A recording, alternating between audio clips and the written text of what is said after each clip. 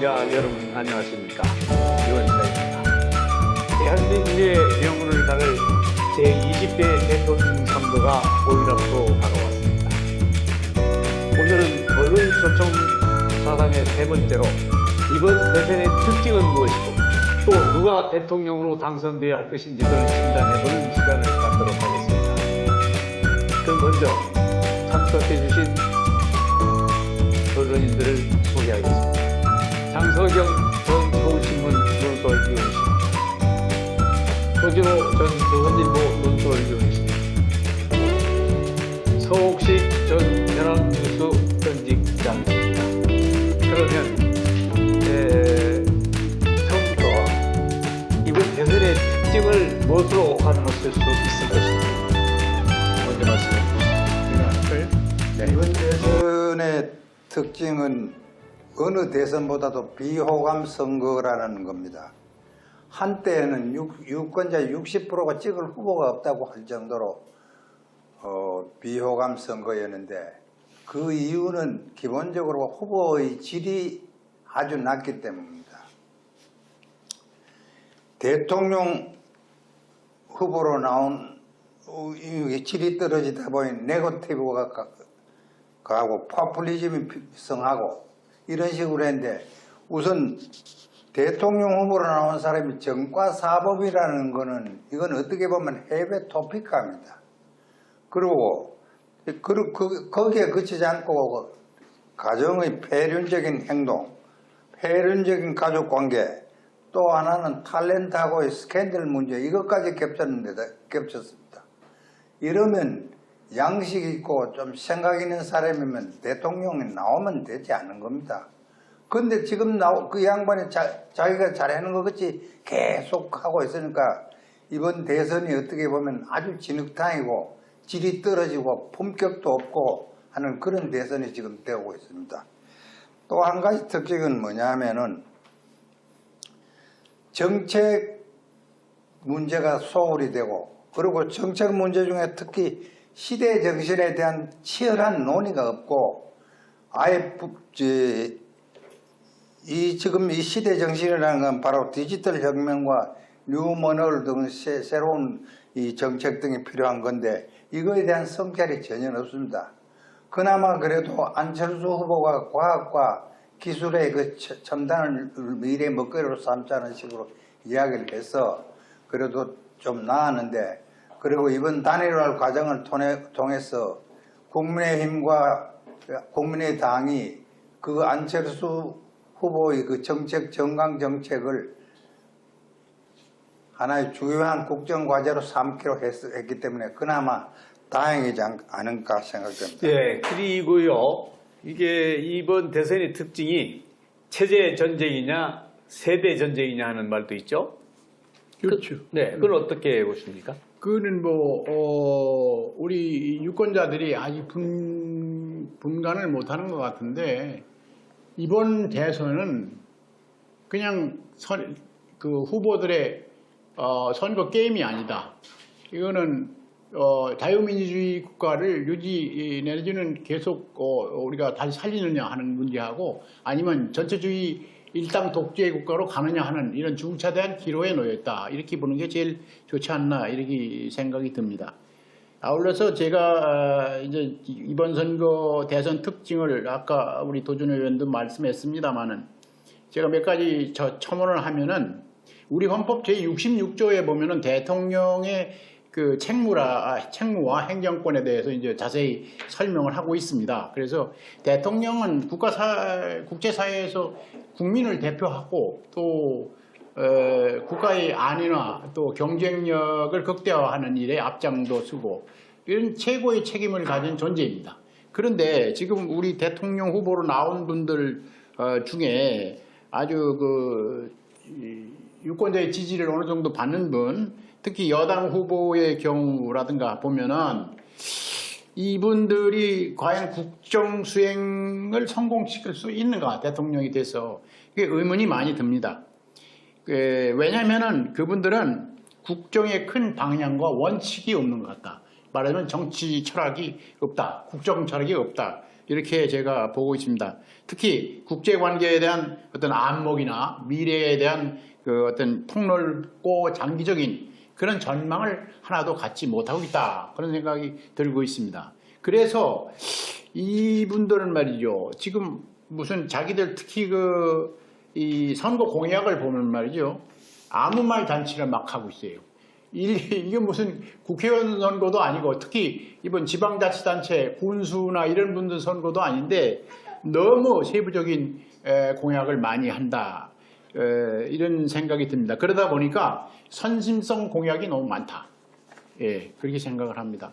나라의 주인인 우리 국민들도 그 선심성 공약에 이제 정신을 못 차리는 그런 사탕발림에 놀아나는 그런 경우도 많다. 그래서 그 문제가 제일 이번 대선의 특징이 아닌가 그렇게 보고 있습니다. 모든 대선이 그렇습니다만은 이번 선거도 이 정권 심판의 이 선거가 돼야 된다고 봅니다. 왜냐하면은 지금 과거 문재인 정권 5년 동안 지금 우리 경제 3주체인 정부, 가계, 기업 이 부채가 지금 6천조에 달하고 있습니다. 이 빚을 그렇게 안기고 특히 그 정부 부채, 나라 빚이라 그러죠. 그것이 지금 1,064조 또 지금 추경 편산을 하면 10조도 플러스해서 1,074조까지 금년에 늘어납니다. 이런 빚이 있는 데다가 일자리 한다고 약 100조 가량을 퍼부었습니다. 그런데 실제로 제대로 된 일자리, 주 36시간 그런 일자리 185만 개가 사라졌습니다. 일자리 만든 건 전부 세금으로 만든 일자리인데, 그런데 이 방과 후에 이 학교 교실 이 전기 스위치 끄기, 선풍기 끄기, 그 다음에 수돗물 잠그기, 그 다음에 새똥 지우기, 오히려 공원 잡초 뽑기 일자리는 것도 나은 일자리입니다. 이런 것을 일자리라고 만드는 정부가 문재인 정부입니다. 고용 참사를 일으켰죠. 그 다음 탈원전으로 지금 아마 지금 한전이 앉게 된 지난 5년간의 이 부채는 20조가 넘고 우리가 해외로부터 수주해야 될 그런 합치면 100조가 넘습니다. 영국, 사우디 이런 데서. 그래서 실제로 지금 우리 최대의 원전 기술과 안전 기술을 확보하고 있음에도 불구하고 러시아의 하청 회사가 지금 전락되고 말았습니다. 이런 문제들, 실업자, 탈원전, 소득주도 성장. 소득주도 성장 해주었으면 상위 10%는 지난 5년간 연간 약 2천만 원 정도 수익이 늘었는데 하위 10%는 20만 원, 19만 원 정도라는 거 아닙니까? 네, 맞습니다. 이건 안 됩니다. 사회자께서 이번 대선의 특징은 말씀하신 여러 가지가 있겠습니다만은 첫째는 종북 주사파 세력들에 의해서 대한민국이 좌경화가 되고 있다는 것, 또 상당 부분이 좌경화로 가고 있다는 것에 대한 국민들의 분노가 아닌가 이렇게 생각이 듭니다. 또 그러면은 또 더 이상 또 체제 말씀하실 분 이번 있으면 대선에서 소위 세대 전쟁이라는 말은 많이 하지만은 체제 전쟁이라는 건 상대적으로 지금 묻히고 있기 때문에 있습니다. 그러나 실제로는 이번 대선은 가장 중요한 게 바로 체제 전쟁입니다. 그 체제 전쟁이라는 것은 자유민주주의 세력과 사회주의 세력, 이르면 북한 독재 체제를 추종하는 그런 세력과의 근본일체의 싸움인데 우리 국민들이 아직도 그거에 대해서 충분한 인식을 못하고 있습니다. 예를 들어서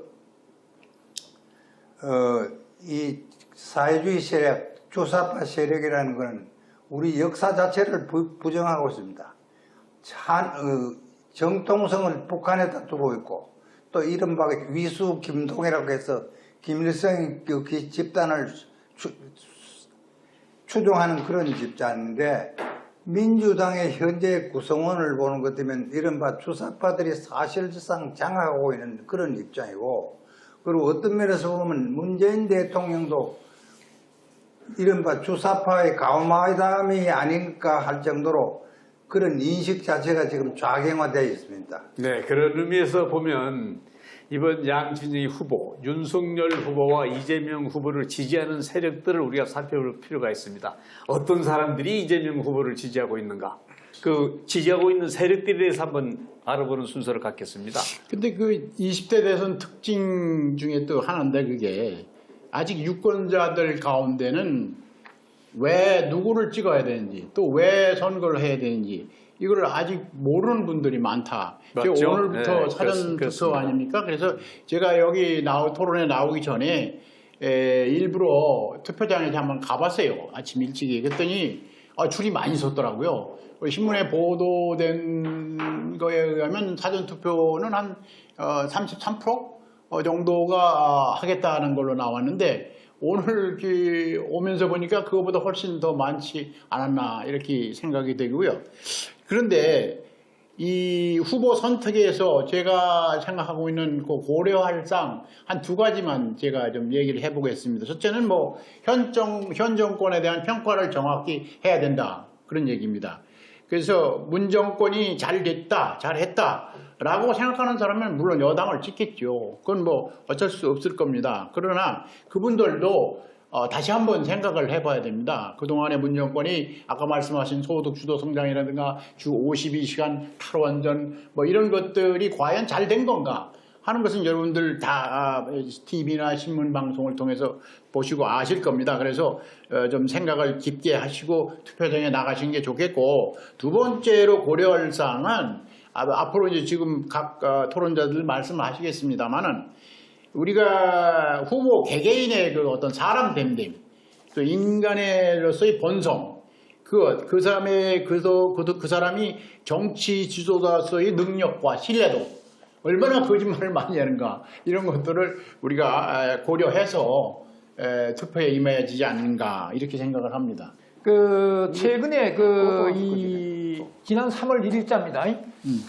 이재명의 형 이재선 씨가 자기가 평생에 이재명 동생에 대해서 문제점 160가지를 적어놓은 게 있습니다. 그것이 일부 인터넷 매체 FM 코리아라고 거기에 맨 먼저 보도돼 가지고 지금 전해지고 있는데 거기 보면은 160가지 중에 대체로 어떤 게 하나 있냐면은 업무 추진비, 법인카드 사용에 대해서 어떻게 법인카드를 사용하는데 1인당 10만 원씩 드느냐?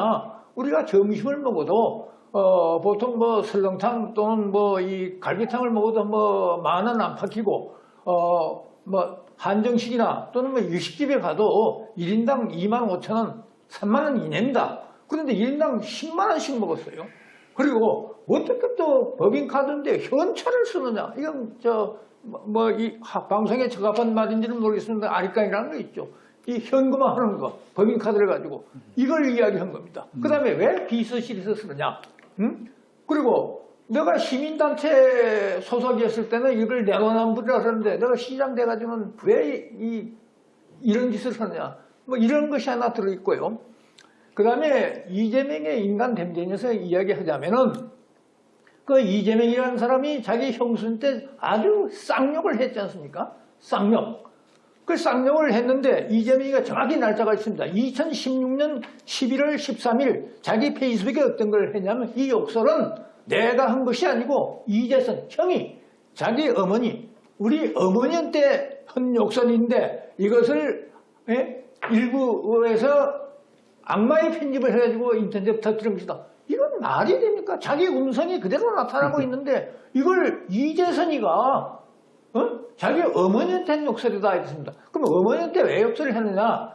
원래 이재선이가 어머니한테 5천만 원을 좀 빌려달라고 했어요. 근데 어머니가 그걸 거부를 하니까 어머니한테 욕을 하고 폭행을 하고 협박을 했다는데 검찰 조사 결과 이것이 무혐의로 밝혀졌습니다. 무혐의로 밝혀진 날이 그것도 16년 11월 22일인가 되는데 분명히 날짜가 있습니다.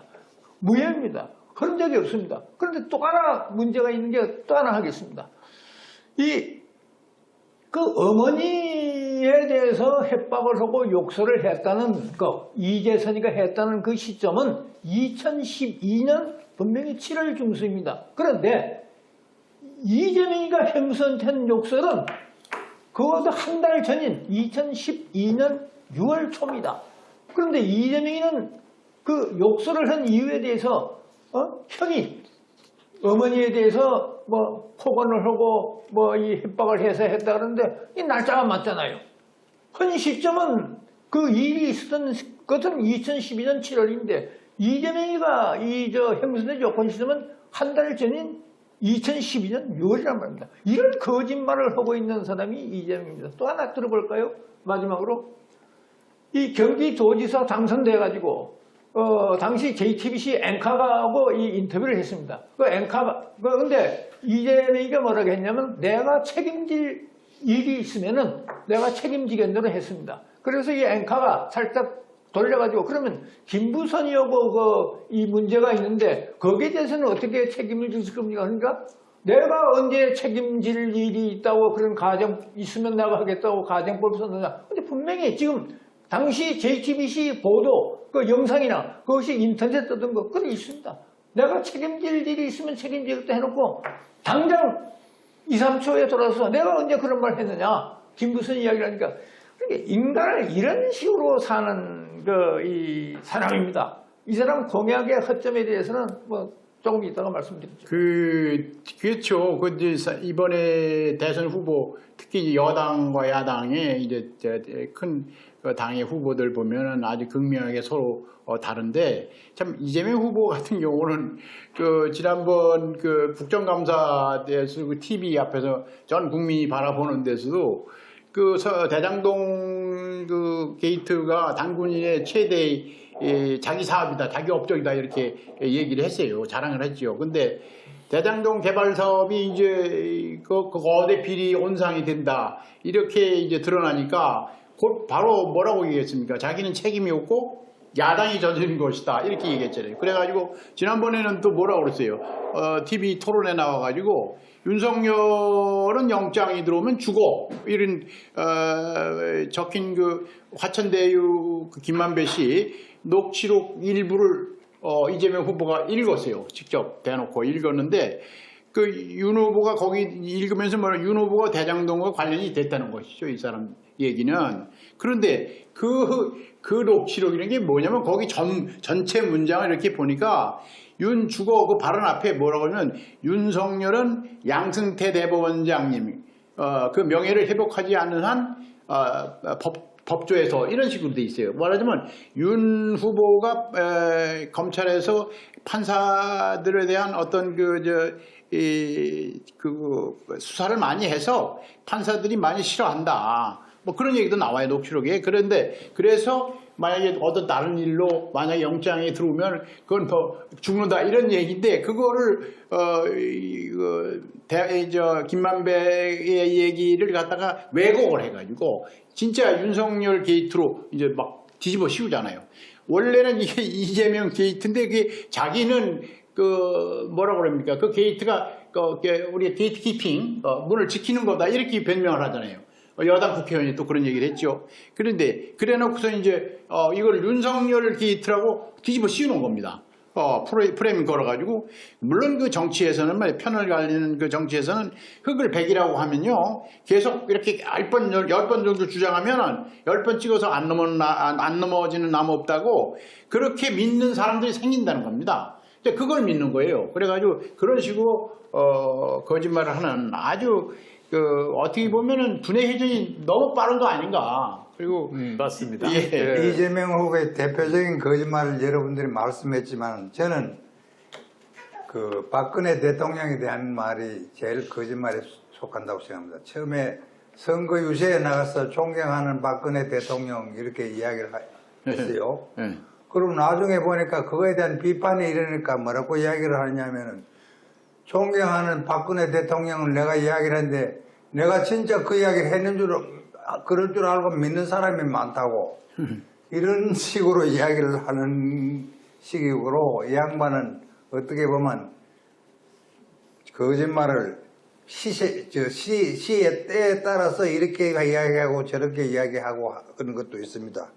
그리고 제가 여기서 좀 하나 더 강조하고 싶은 게 아까 주사파 문제인데요. 지금 예를 들어서 노무현, 문재인 이 정권 들어와서 주사파가 우리 사회에 어떤 면에서는 주류가 되어 있었고 기득권이 되어 있습니다. 그런데 이 사람들이 기득권이 되어 있으면서도 사회적인 해악이 굉장히 많이 있습니다. 왜냐하면 옛날에 그대로 머물러 있기 때문입니다. 이거에 대해서 장기표 씨가 참 좋은 이야기를 했는데 지금 종북 주사파에 머문 기득권을 누리는 존재가 되었지만은 그들의 머리는 아직도 대학교 다닐 때 운동권 사고방식이 그대로라는 겁니다. 또 뭐라고 이야기를 하냐면 정신적으로는 보면 일제시대 때나 해방공간에 살고 있는 그런 세대라는 겁니다. 일제시대 때나 해방공간이라는 게 뭡니까? 이른바 자주라 또 해방 그 독립이라는 거기에만 매달려 있는데 지금은 국제화 시대고 그런 시대인데도 아직도 거기에 머물다 있다 보니까 대외관계도 비틀어지고 또 국내적으로 갈등을 일으키고 이런 상황 아닙니까? 문재인 대통령이 대일 정책을 대일본 정책을 국내적으로 아직도 그 해방 공간에 아니면 일제시대 때 사고방식으로 해가지고 그걸 했다 보니까 지금 일본 수상을 만나려고 해도 일본에서 만나주질 않고 있습니까? 그런 세대에 머물러 있는 이런 사람들이 집권을 하게 되면 우리는 적어도 한 세기 이상 더 후퇴를 하는 시대로 살게 될 가능성이 크다는 걸 제가 말씀드리고 싶습니다. 예, 이제 그러면 지난번 마지막 그 토론에서 떴던 장면 몇 가지를 한번 보겠습니다. 윤석열 후보와 이재명 후보가 아주 맞붙었는데요. 윤석열 후보는 여보세요고 아주 강경한 의지로 피고를 몰아붙이듯 했습니다. 결과적으로 대장동 사건의 그 실체가 거기 드러났다는 그런 느낌이 들었는데 어떤 느낌이 있었습니까? 원래 이 좌파, 주사파들의 그 특징이 몇 개 있습니다. 이 허물이나 죄나 책임을 뒤집어 씌우는 겁니다. 남한테. 지금 대장동 사건 문제가 나왔지만 대장동 사건은 자기가 설계했다고 분명히 밝히고 그 다음에 모든 공사 과정에 자기가 직접 결재를 했습니다. 그런데 윤석열이가 몸통이다. 그러니까 윤석열이가 그때 TV에 나와서 윤석열 후보 뭐라 했습니까? 내가 설계를 했습니까? 내가 당시 성남시장을 했습니까? 내가 결재를 했습니까? 내가 몸통입니까? 그러지 않습니까? 뒤집어 씌우는 거. 마르쿠스의 공산주의 시조 마르쿠스의 이론을 혁명으로 발전시킨 레닌 보면 공산주의는 모든 것을 뒤집어 씌워라, 은폐해라, 거짓말을 해라. 계속 이런 걸 하면 거짓이 진실이 된다. 그런 말을 어록을 남기지 않습니까? 그 대장동뿐만 아니고 더불어민주당이 지금까지 이렇게 대선판에서 벌이는 네거티브를 제가 한번 정리를 해봤어요. 도대체 이 사람들이 어떤 식으로 네거티브를 하는가 이렇게 해서 보니까 우선 요약을 해보니까 거짓말하고 말 바꾸기가 제일 많이 하더라고요. 그리고 또 위선적인 발언, 또 억지 부리는 거, 왜곡 조작, 이거 아주 날조, 이런 거, 어떤 때 포골까지 하고 편가르기, 이런 거, 반칙, 법칙하게 이것이 네거티브의 아주 주류를 이루고 있습니다. 그래서 그 사람들의 이제 민주당 사람들, 특히 이제 이 여당 분들이 언행을 몇 가지 공동점을 좀 봤어요. 보니까 첫 번째는 거짓말을 진실로 바꾸는 그런 기술자들이더라. 그런 생각이 들었고요. 두 번째는 억지와 폭언의 명수들이더라. 처음에는 무조건 부정을 합니다. 무조건 부정을 해요. 어느 정도 사실이 드러나면, 모른 체 해요. 그런 식으로 나가고. 그게 내로남불입니까? 대명사가 되어 있는? 그렇죠. 문재인 정부의 대명사가 내로남불입니다. 네. 근데 이재명 후보는 민주당 측에서도 그렇더만요. 우선 인상이 좀 상스럽다. 민주당 측 인사들이 하는 얘기입니다. 패륜적이다. 좀 조폭적이다. 그래서 상패조라고 이런 표현을 하던데 지금 해외에서도 우리나라 이번 대선을 이상한 선거로 보고 있지 않습니까? 또 한 가지 특징은 보수 진영에 있는 인사들이 이 종북 주사파의 대명사인 이재명 후보를 지지하는 이유는 또 뭡니까? 왜 또 그러한 변절적인 그런 행동을 보이죠? 이념은 한번 100이면 아마 고치기 힘든 모양입니다. 3살 버릇 8까지 간다는 속담이 맞는 것 같습니다. 그럼 뭐 무섭습니다. 이 진영 논리, 이 이념 한번 박히면은 뭐 아무리 흑을 백이라 해도 바뀌지 않습니다. 최근에 아까 뒤집어 씌우기 얘기가 나오는데 최근에 이제 우크라이나 전쟁이 지금 뭐 이 국제적으로 이 쟁점이 되고 어제 이 유엔 긴급 총회에서도 약 이 150개국이 참석해가지고 145개국이 이 규탄 결의안을 하고 그때 반대에 참석한 사람이 뭐 북한, 에리트리아, 뭐 러시아 뭐 이런 다 5개국 아닙니까? 그럼 이재명이 뭐랬습니까? 왜 우크라이나 전쟁이 일어나냐? 우크라이나 초년 6개월 되는 대통령이 잘못해가지고 일어났다. 이런 식으로 이 왜곡하고 뒤집어 씌우고 그래가지고 지금 문제가 되지 않습니까? 예? 원래 주사파들 우리 국내에 적용하면 이 사람들 주장이랑은 항상 몇 가지 특징이 있습니다.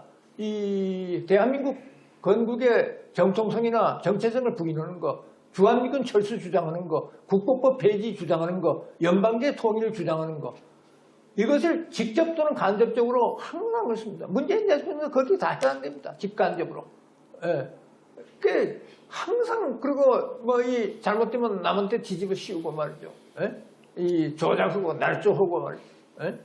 이런 변명하고 이게 이 좌파의 본질입니다. 우크라이나 젤렌스키인가요? 대통령이 이제 6개월짜리 이제 대통령이다. 얼마 안 됐다. 그다음에 이제 코미디언 출신이 돼서 비하하고 또 우리 윤 후보를 아마 이제 거기다가 비하를 하려고 그랬던 것 같아요. 그런데 오늘 아침 신문 보니까 뭐 그 대통령 부인도 이제 완전 군장하고 사진을 찍었더라고요. 그래서 그 외국에 나가 있는 우크라이나 교민들도 다 본국으로 들어와서 20만 명이 한꺼번에 몰려와가지고 결투를 벌이겠다 이래가지고 하고 있습니다. 네, 아마 이제 국민들이 저렇게 똘똘 뭉쳐가지고 망상가인 푸틴의 전쟁광 이거를 물리칠 수 있잖아요. 그래서 세계가 가만히 있질 않지 않습니까? 침묵을 안 하고 모든 세계인들이 거기에 참여를 하고 있다. 그리고 특히 이제 지금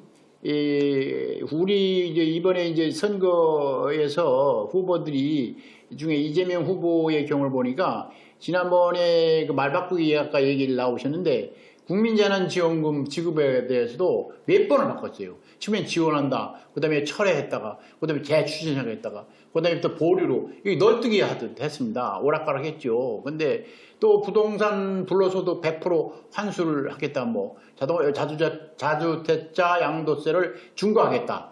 뭐 이런 것도 다 유예하겠다. 선거 앞두고.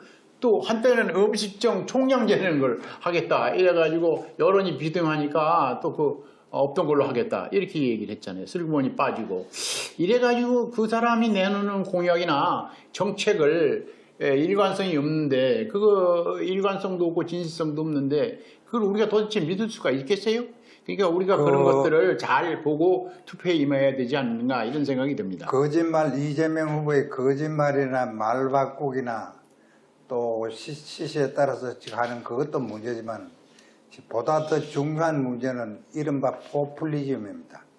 이재명 씨는 무조건 국민들한테 다 해주겠다는 겁니다. 그 중에 대표적인 게 기본소득, 기본금융, 기본주택 이런 식으로 해가지고 국민들한테 다 살 것같이 해주고 심지어는 지금 머리 두 발 그것까지 지금 그걸 해서 그걸 해주겠다는 거 아닙니까? 그래서 대머리 대머리 그 문제도 그렇게 또 해주겠다고 그러는데 그거는 대통령이 할 일이 없어서 어떻게 국민들 대머리까지 지금 걱정을 해야 될 그럴 우리 형편이 되어 있습니까 지금? 네, 이러저런 것이 유권자들의 대통령 누가 되어야 할 것인가를 결정하는 아마 중요한 그러한 요소도 될 것으로 보입니다.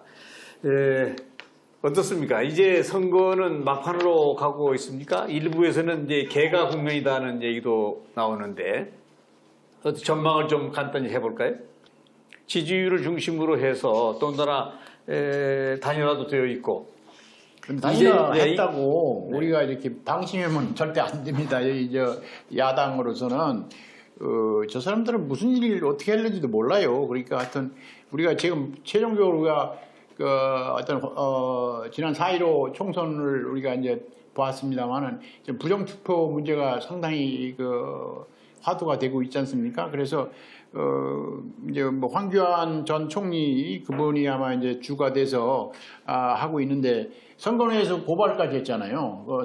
선거법 위반이라고 그 부정투표 얘기를 한다고 그래서 그런데 하여튼 그 감시를 철저히 하지 않는가 관건은 거기 있다고 우리 사람들이 생각하는 것 같습니다. 네, 지금 사전 투표를 하자 말자 또 해서는 안 된다는 뭐 여론도 많습니다. 부정선거에 대해서는 어떤 생각들을 갖고 계십니까? 그 지난번 왜 그래 됐냐면 이 부정선거의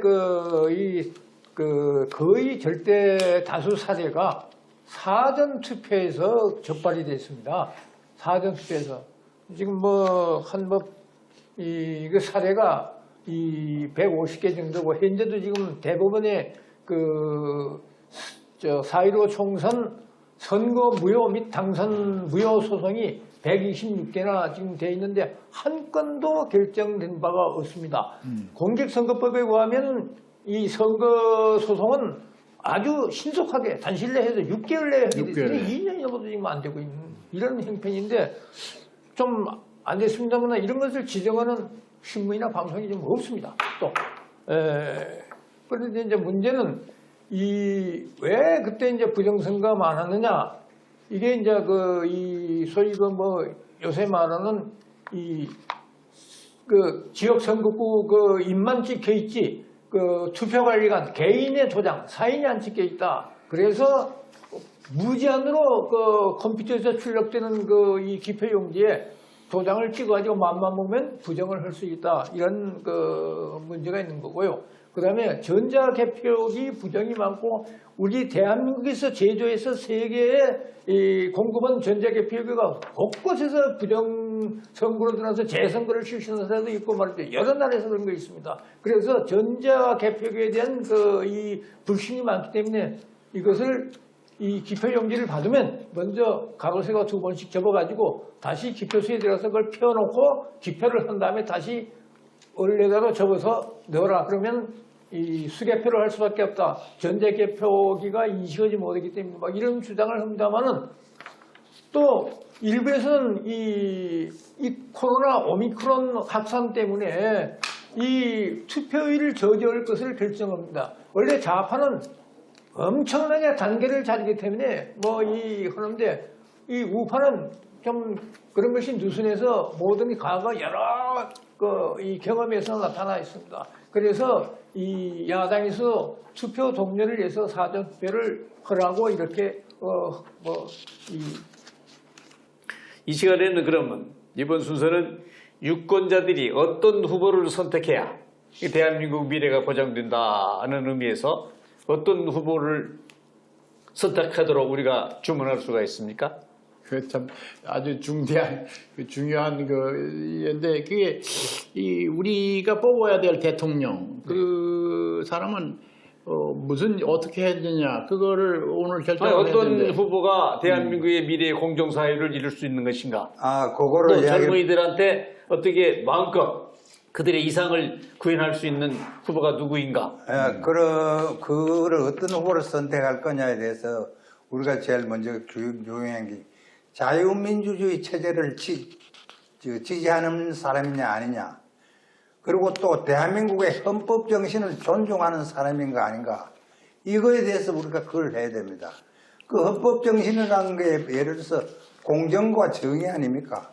그런 공정과 정의를 지키고 천명하는 그런 분에 대해서 국민들이 선택을 해야 될 겁니다. 왜냐하면 사실 그동안 좌파 정권 지금 5년 동안에 이 나라가 얼마나 망가졌습니까? 국가의 정통성도 사라지고 그 경제적으로도 어려워지고 국제적으로 고립되고 북한에 대해서는 굴종일변도의 정책으로 그 해왔기 때문에 다시 이제 우리는 제대로 돌아와서 헌법 정신을 지키고 또 하나는 자유민주주의 체제를 하나의 기본 가치로 인정을 하는 그런 후보를 우리가 선택을 해야 되지 않을까 생각합니다. 저도 동감입니다. 후보는 무엇보다도 많은 것을 국민이 요구하지 않을 겁니다. 국민이 호주머니에 돈을 가득 담아달라고 그렇게 후보한테 요구하지 않을 겁니다. 제발 좀 나라 좀 편안하게 좀 해달라. 마음 편하게. 그런 측면에서 이 후보는 헌법적 가치, 우리 헌법적 가치가 뭡니까? 자유민주주의, 시장경제, 그 다음에 법치주의, 이 중요한 겁니다. 공정과 정의 시대는 법치주의, 그 다음에 이 인권, 그 다음에 이 뭡니까? 행복 추구권, 최소한 법치주의라도 제대로 지켜주고 이런 사람이 돼야 됩니다. 제가 근데 공약과 관련해서 이거 아니면 말고 시계 공약인데 몇 가지 본다면 아까 뭐 탈모 치료제 뭐 이나지 나왔습니다만은 육군사관학교라고 안동을 이전한다. 뭐 무한 국제공항을 뭐 해가지고 저 아시아나항공은 거점공항을 한다. 아시아나항공은요 국제적인 세계적인 항공사이기 때문에 주로 그렇게 뜁니다. 무한 그 인프라도 이 안 돼 있는 공항이고 기껏해야 중국 어디 소도시 왔다 갔다 하는 건데 그걸 어떻게 합니까? 지금 무한 그 국제공항이 지금 적자입니다. 적자. 뭐 많습니다. 뭐 네, 잠깐 오랜 시간 수고 많으셨습니다. 그럼 마지막으로 이번 대선에 대한 당부 말씀 있으면 순서대로 말씀 한번 해주시죠. 그 최선의 정치적 선택을 이제 우리 유권자들이 해야 되는데 어떤 사람들은 그래요. 이번 아까도 누가 얘기했습니다만 이게 아주 뭐 상당히 비호감도가 높은 그런 선거에서 찍을 사람이 없다 이렇게 말씀하시는 분들이 있는데 우리가 결국 그 최악을 피하기 위해서 차악을 선택하는 것입니다. 그러니까 다만 선택 기준이 무엇인지 그거를 정치 사안의 그 어떤 우선순위를 가져야 되겠죠. 그러나 우선 정직한 사람을 뽑아야 되고 또 말바꾸기나 또 변명을 하거나 뭐 솔직하지 않은 사람 이런 사람은 안 찍어야 되지 않느냐. 우직하더라도 좀 느리고 또 말을 잘하는 사람이 오히려 사기꾼이 많아요. 말을 잘 못하는 사람, 우둔한 사람 이런 사람이 오히려 낫습니다. 그래서 그리고 특히 이제 플라톤이 얘기했잖아요. 만약에 우리가 이 정치를 외면해가지고 가장 큰 대가를 받는 건 가장 어리석은 사람들로부터 지배받는 것이다. 그러니까 우리가 반드시 투표장에 나가서 올바른 투표, 올바른 신성한 자기 권한을 발휘하시길 바랍니다. 정치학자 토코빌은 민주주의는 시민의식이 투철하지 않으면 못한다 이렇게 이야기했습니다. 다시 말해서 민주주의는 시민의식이 고양되고 확장되고 할 때 민주주의가 제대로 시행된다는 말씀입니다. 이번 우리 대통령 선거에는 과거에는 그랬지만 보다 많은 국민들이 시민의식을 가지고 나라를 위해서 어느 사람이 어떻게 필요한 건지에 대해서 확실한 인식을 가지고 투표를 해야 될 것입니다. 단지 이른바 말하자면 인기 전술에 따라서 돈을 풀어주겠다든지 뭘 기본소득을 만들어주겠다든지 이런 데 대한 인식보다는 이 사람이 과연 나라를 위해서 일을 할 사람인가 자기 개인 사욕보다는 나라를 위한 사람이라는 것을 확실한 인식을 가지고 투표장으로 나갔으면 좋겠습니다. 우리나라 이 금년 예산이 600조가 좀 넘습니다. 그리고 이제 금년의 빚이 아까 뭐 1064조라 이렇게 했는데 이재명 후보의 공약을 이행하려면 자기들은 300조 플러스 알파라 그러는데 얼마 전에 단일화하기 전에 안철수 후보가 토론회에서 표를 가져 나와서 이건 1300조 플러스 알파가 된다. 우리나라 이 2년 예산을 온통 거기에다 쏟아 부어야 됩니다.